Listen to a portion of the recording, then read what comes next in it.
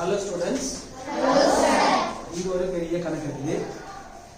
இந்த கணக்குக்கு 4 விடைகள் கொடுத்திருக்காங்க. 4 விடைகள்ல எது கரெக்ட்னு கண்டுபிடிக்கணும்னாக்கா நமக்கு அடுக்குக்குறி விதிகள் தேவைப்படுது. இந்த அடுக்குக்குறி விதிகளை பயன்படுத்தி இந்த கணக்குக்கான விடையை யார் கரெக்டா கண்டுபிடிப்பீங்க? கீர்த்தி வாங்க.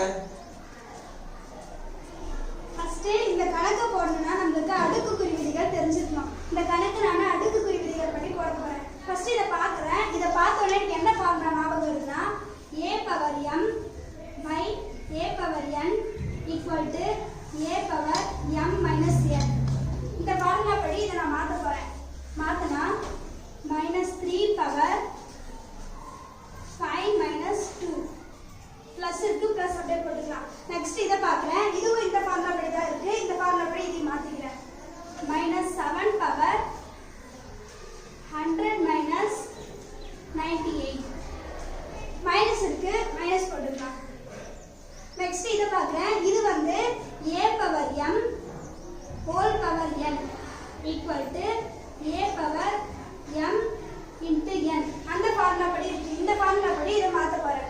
மாத்தனா -2 power 3 into 2 பிளஸ் இருக்கு பிளஸ் அப்படியே போட்டுக்கிறேன்.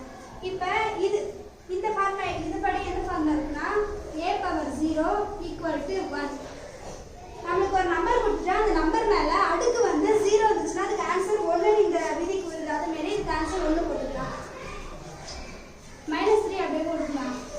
5ல இருந்து -2 கழிக்க சொல்றாங்க. கழிச்சா ஆன்சர் 3. பிளஸ் இருக்கு பிளஸ் அப்படியே போட்டுக்கலாம். -7 அப்படியே போட்டுக்கலாம். 100ல இருந்து 98 மைனஸ் பண்ண சொல்றாங்க. மைனஸ் பண்ணா 2. மைனஸ் இருக்கு மைனஸ் அப்படியே போட்டுக்கலாம். 3யும் 2யும் பெருக்க சொல்றாங்க. பெருக்குனா 3 2 6 பிளஸ் 1 இருக்கு 1 அப்படியே போட்டுக்கலாம். இப்போ அடுக்கு பார்க்கணும். அடுக்கு வந்து ஒற்றை எண்ணா இருந்துச்சுன்னா நமக்கு கீழே வந்து ஆன்சர் மைனஸ்ல வரும். இரட்டை எண்ணா இருந்துச்சுன்னா ஆன்சர் வந்து பிளஸ்ல வரும். இது ஒற்றை எண்ணா இருக்கு. 3 முறை பெருக்குனா 27. ஒற்றை எண்ணா இருக்கிறதால இங்க மைனஸ் வரும். பிளஸ் இருக்கு பிளஸ் அப்படியே போட்டுக்கலாம். இது வந்து இரட்டை எண்ணா இருக்கு. நமக்கு ஆன்சர் பிளஸ்ல தான் வரும். 7 2 முறை பெருக்குனா 49. மைனஸ் இருக்கு மைனஸ் அப்படியே போட்டுக்கலாம். இதனோட அடுக்கு வந்து இரட்டை எண்ணா இருக்கு. அப்ப ஆன்சர் வந்து நமக்கு பிளஸ்ஸா தான் வரும். 2 6 முறை பெருக்குனா 64.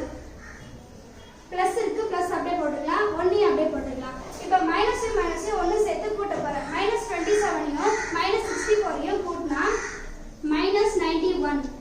பிளஸ் இருக்கு பிளஸ் அப்படியே போட்டுக்கலாம். 49 கூட 1 கூட்டினா 50. -91ல இருந்து +50 கழிக்க போறேன். கழிச்சா -41. சோ இந்த ஆன்சருக்கான இந்த